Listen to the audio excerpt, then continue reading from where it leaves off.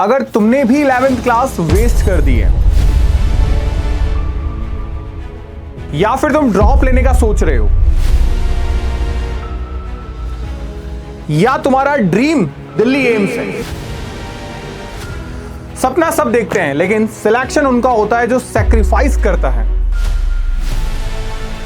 सबसे बड़ा दर्द फेल होना नहीं है, सबसे ज्यादा दर्द तब होता है जब साथ वाले सेलेक्ट हो जाएं। एम्स दिल्ली किसी जीनियस का ड्रीम नहीं, एक डिसिप्लिन स्टूडेंट का रिजल्ट होता है।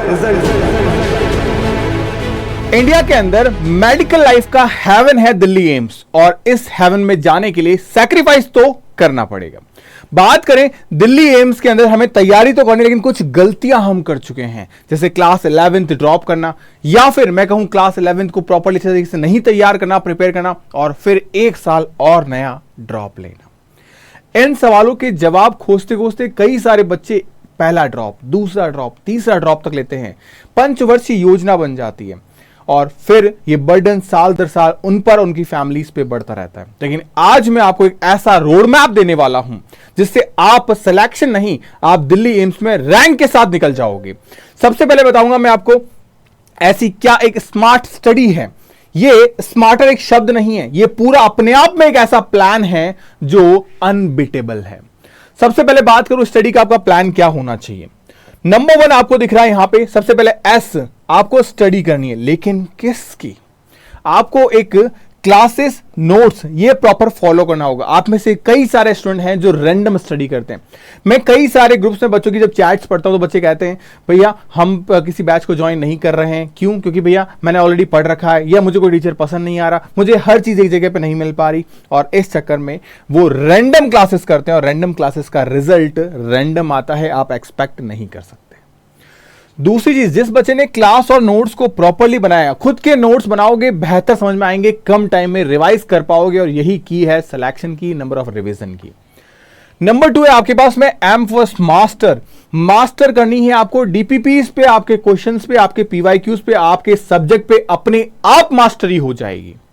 हमेशा ध्यान रखना, हम भागते कहां हैं कि यार कोई सब्जेक्ट समझ में नहीं आ रहा, हमसे क्वेश्चंस बन नहीं रहे। जरा अपने आप से पूछना, आप में से कितने सारे ऐसे स्टूडेंट हैं जिनकी फिजिक्स वीक है, और ये मुझे बताओ कि उस फिजिक्स पे ध्यान कितने जने देते हैं और फिर भी फिजिक्स वीक है। सबके हाथ नीचे आ जाएंगे। हमें पता है फिजिक्स वीक है हमारा, लेकिन हम फिजिक्स पे काम नहीं कर रहे हैं। थर्ड आपके पास में एनालिसिस, किसको? पीवाईक्यू को, क्योंकि जब जब आप पीवाईक्यू को एनालिसिस करते हो, हमेशा ध्यान रखना सबसे इंपॉर्टेंट चीज है आपका पीवाईक्यू। जो पीवाईक्यू क्वेश्चंस होते हैं वो आपको रियलिटी ऑब्जर्व करवाते हैं कि एक्चुअल में एग्जामिनेशन के अंदर क्या पूछा जाता है। ये रियलिटी है। अगर आप देखोगे, जैसे हम आपको एम्स की तैयारी कराते हैं, तो 2021 से 2025 तक का पेपर पैटर्न आप देखो, तो आपको एक ब्लूप्रिंट मिल जाता है कि यार फिजिक्स के अंदर जो हमारे पास में 28 चैप्टर्स हैं, उन 28 चैप्टर्स में से 20 चैप्टर तो ऐसे हैं जिनसे क्वेश्चन हर बार पूछा जाता है, और कई बार कुछ चैप्टर्स ऐसे जिनसे क्वेश्चन 2 तक पूछे जाते हैं। तो यानी इन 20 चैप्टर्स को कवर कर लिया तो आसानी से 25 क्वेश्चन तो भाई सॉल्व कर लिए। भैया फिजिक्स में 25 क्वेश्चन भी सॉल्व नहीं होते हैं लोगों के। तो यानी मैं आप ये कहना चाह रहे हो कि 8 चैप्टर्स छोड़ दो। हाँ, इसे कहते हैं ब्लूप्रिंट। और लेकिन ये पता चलता है पीवाईक्यू एनालिसिस से। एक मैं आपके लिए करके लेके आऊं और एक आप खुद करोगे, तो आपको ज्यादा बिलीव होगा सब्जेक्ट पे, आपके टीचर पे, आपके सिस्टम पे, और उससे चीजें स्ट्राइक करेगी ब्रेन पे। उसके बाद देखो R4 रिवाइज। आपने अक्सर देखा होगा हम पढ़ के जाते हैं सब कुछ, लेकिन नेगेटिव करके ज्यादा आते हैं। अरे यार भैया याद नहीं आया, अरे यार इसका ये आंसर हो सकता था क्या। ऐसा कब होता है? जब हम सिर्फ एक बार पढ़ के गए, सिर्फ एक बार पढ़ा है, हमने सिलेबस कंप्लीट किया है, दिल को तसल्ली दी है सिर्फ। लेकिन एक्चुअली में सिर्फ अगर आप अपना सिलेबस कंप्लीट करके जा रहे हो तो यकीन मानो आप सबसे ज्यादा नेगेटिव मार्क्स लेके आओगे। एक बच्चा जो पढ़ के भी नहीं गया है वो कम से कम 0 पे रहेगा। आप एक बार पढ़ के गए हो तो आप नेगेटिव लेके आओगे, ये श्योर है। आप में से बहुत सारे ऐसे बच्चे होंगे जिनको बायो में कॉन्फिडेंस है। अच्छा, नीट की तैयारी कर रहे थे ना अभी तक, इस बार भी दोगे शायद, इस बार भी दिया था शायद, तो आपको क्या लगता है 300 मार्क्स लाना बहुत इजी है। लेकिन जब एक्चुअल में देखते हो तो मार्क्स आते हैं 230, 240। ये 60 नंबर कहां गायब हो गए? कभी सोचा है? इसीलिए गायब हो गए। उन टॉपिक्स के नेगेटिव करके आए जिसका रिवीजन कम था। तो रिवीजन मोस्ट इंपॉर्टेंट चीज है, मल्टीपल टाइम्स। अगर मैं आपसे बात करूं नीट या एम्स एग्जाम को क्रैक करने के लिए जो रिक्वायरमेंट है वो कम से कम 4 गुना 4 टाइम रिवीजन की रिक्वायरमेंट है। उसके बाद में आपके पास में है T for test, self analysis. आप मॉक टेस्ट दो, जितने ज्यादा मॉक टेस्ट दोगे उतना बेहतर रहेगा। अच्छा, मॉक टेस्ट देने का सही समय, एक बार सिलेबस कंप्लीट करने के बाद मॉक टेस्ट देना शुरू कर दो। मुझसे अगर आप पूछोगे तो मुझे ऐसा लगता है November is the best time. नवंबर से आपको मॉक टेस्ट देने शुरू कर देने चाहिए। आप उसकी फ्रीक्वेंसी बढ़ाओ। पहले नवंबर महीने के अंदर हफ्ते में 2 या 3 मॉक टेस्ट दो। उसके बाद दिसंबर के अंदर रोज के एक मॉक टेस्ट दो। जनवरी फरवरी के अंदर अब आप कोशिश करो कि रोज के एक से आप 2 पे शिफ्ट कर जाओ। 2 से ज्यादा मॉक टेस्ट आपको नहीं देने। ऐसा नहीं कह रहा कि हाँ मार्च अप्रैल में आप 5-5 मॉक टेस्ट दो, मत दो। मॉक टेस्ट देना जितना ज्यादा इंपॉर्टेंट है ना, उससे कई गुना ज्यादा इंपॉर्टेंट है मॉक टेस्ट को एनालिसिस करना। आप जितना ज्यादा मॉक टेस्ट को एनालिसिस करोगे कि क्या गलती हुई, क्यों गलती हुई, कैसे इंप्रूव करूं मैं इसे, तब आप क्वेश्चंस को सही कर पाओगे, आपका स्कोर इनहैंस होगा। आपने सुना होगा हर टीचर कहता है मॉक टेस्ट दो बेटा, टेस्ट दो, इससे तुम्हारा स्कोर इंप्रूव होगा। क्यों कहता है वो? क्योंकि एक्चुअली में मॉक टेस्ट के बाद जो एनालिसिस वाला स्टेप है वो जब तुम करोगे तो एग्जाम में वो गलती तुम सेम दोबारा रिपीट चाहकर भी नहीं कर सकते और स्कोर इंप्रूव होगा।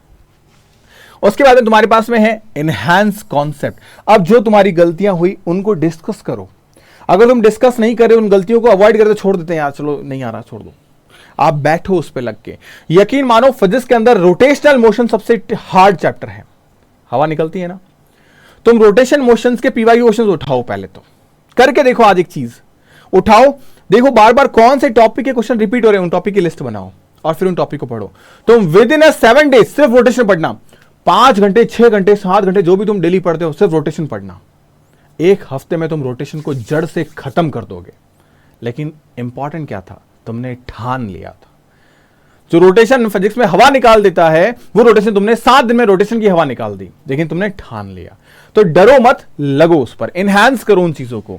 एंड लास्ट हमारे पास में रिपीट। आपको बार बार रिपीटेशन डालना है। कब तक? जब तक तुम्हारे मॉक के अंदर 650 मार्क्स ना आ जाए। अगर तुम्हारे मॉक के अंदर 650 मार्क्स आ रहे हैं, इसका मतलब अगर तुम सही जगह से पेपर के लेवल के मॉक दे रहे हो तो तुम्हारे एग्जामिनेशन में भी 650 मार्क्स आएंगे और तुम बेहतरीन मार्क्स लेके आ सकते हो अपने नीट एग्जाम में। सिमिलरली यही मॉक अगर तुम दे रहे हो तो तुम यहां पे एम्स एग्जाम में इजीली 90+ स्कोर करोगे आराम से। मैं सिर्फ बात कर रहा हूं फिजिक्स और केमिस्ट्री और बायो की। मैंने जीके को स्किप कर रखा है। जीके तो हम यूज करते हैं किसके लिए? बैलेंस करने के लिए। यार फिजिक्स में मार्क्स ज्यादा कट गए तो, केमिस्ट्री में ज्यादा कट गए तो वहां बैलेंस करने के लिए हम जीके को यूज करें। बाकी 90+ तो हम फिजिक्स केमिस्ट्री बायो में लेके आ सकते हैं। इतना कॉन्फिडेंस मुझे आप पर है, आपको बस खुद पे भरोसा करना है। क्योंकि अभी भी हमारे पास में 9 महीने का समय है। यार 9 महीने में आपकी मम्मा ने आपको एक सिंगल सेल से, सोचो इतना बड़ा ऑर्गेनिज्म बना दिया, इसमें ट्रिलियंस ऑफ सेल्स हैं। सोचो तो 9 महीने में क्या हम मुश्किल से 1200 पेजेस की एनसीईआरटी को खत्म नहीं कर सकते? क्या हम 9 महीने में 350-400 घंटे के सिलेबस को खत्म नहीं कर सकते? क्या हम इन 9 महीनों के अंदर जो हमारे कॉम्पिटिटिव एग्जाम में 27.5 लाख या 30 लाख बच्चे बैठते हैं उसको नहीं हरा सकते? नर्सिंग के अंदर बात करें तो जो हमारे पास 25,000 से 30,000 काउंसलिंग में बैठते हैं उन बच्चों में रैंक नहीं निकाल सकते? निकाल सकते हैं ना। सेल्फ डाउट में कभी मत आना, क्योंकि सेल्फ डाउट सबसे बड़ा पॉइजन है आपके लिए। अगर आपका खुद पे बिलीव है तो यकीन मानो तुम कुछ भी कर सकते हो। अभी तुम्हारे पास समय है। मैं एक छोटा सा एग्जाम्पल तुम्हें देता हूं, एक छोटा सा एग्जाम्पल जो तुम्हें पता रियलाइज हो जाएगा कि हाँ किस तरीके से तुम्हारी चीजें और भी आसान हो सकती है। सबसे इंपॉर्टेंट चीज, आज तुम्हारे पास में 9 से 10 महीने का समय है। अगर मैं 9 महीने के भी समय को काउंट करूं, यू हैव 9 मंथ्स। ओके, हर रोज अगर तुम 100 क्वेश्चंस कर रहे हो, 100 एमसीक्यू, आज से कोई बहुत बड़ी डील नहीं है। 100 एमसीक्यू करने में कितना समय लगेगा? 90 मिनट, 1.5 घंटा। तुम दो ये 100 एमसीक्यू, तुम्हें 25 क्वेश्चन लगाए तुमने फिजिक्स के, 25 क्वेश्चन लगाए तुमने केमिस्ट्री के और 50 क्वेश्चन लगाए तुमने बायो के। कर सकते हो ना, कोई बहुत बड़ी रॉकेट साइंस नहीं है।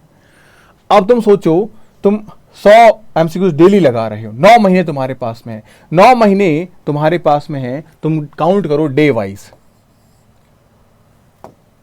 30 डेज होते हैं तुम्हारे पास, 270 दिन है तुम्हारे पास में।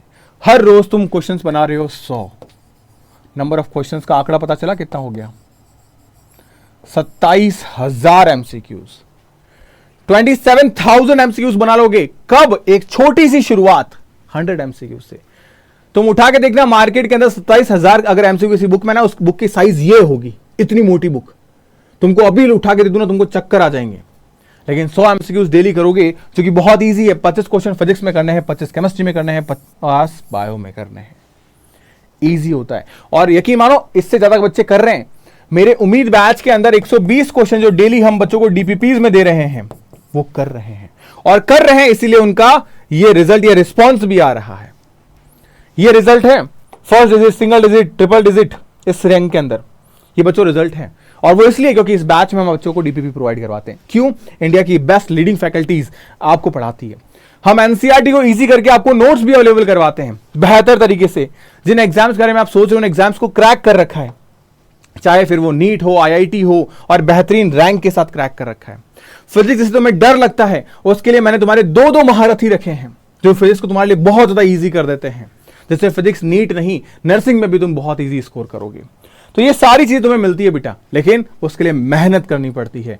तो स्मार्टर प्लान अगर करने के लिए तुम रेडी हो तो कमेंट में लिख देना, मुझे नहीं पता है भाई कि तुम कितना क्या तैयार कर रहे हो, मुझे पता चलेगा कि तुम कितने सीरियस हो जब तुम कमेंट में अपना रिस्पॉन्स दोगे। और कमेंट में लिख देना स्मार्टर। जो बच्चा रेडी है कमेंट करेगा स्मार्टर, तब मुझे रियलाइज होगा कि हाँ ये बच्चा दिल्ली एम्स के लिए ही पैदा हुआ है।